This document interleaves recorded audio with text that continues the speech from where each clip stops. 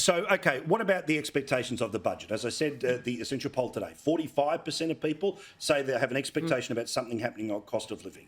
Interest rates, on top of everything else, everything costs more than it did 12 months ago.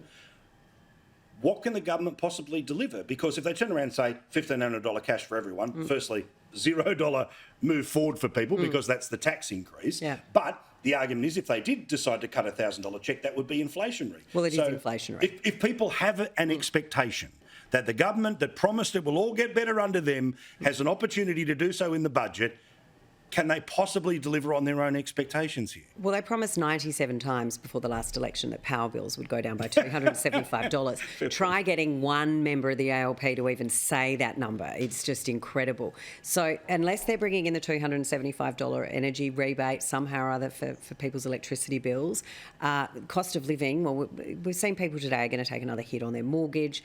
If you smoke, you're going to pay more for your cigarettes. Everything we know has gone up. I don't see how this government can deliver any cost of living pressure because everything they're doing is increasing spending and putting pressure everywhere in the economy.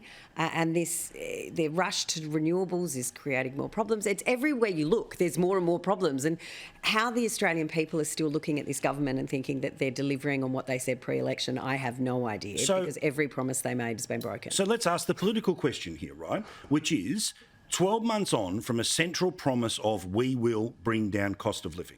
Everything costs more. The lady that we showed you in the editorial is, I think, representative of hundreds of thousands of people at night. Yet the opinion polls keep getting better for the government. Why? Well, it's still a happy honeymoon.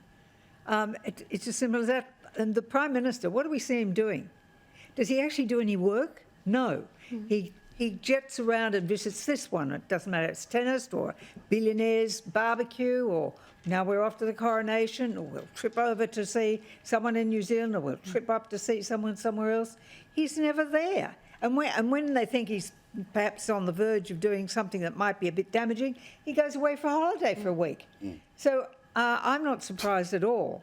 We will start to realise soon that Mr Chalmers was, of course, the main advisor to the former Treasurer, Mr Swan.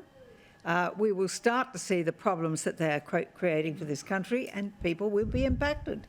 In the meantime, we are being distracted by talking about things that ought not to be front and centre when we're in this dramatic phase of really recovering from what happened in COVID. And you might recall I was very critical of the huge expenditure of money in that period.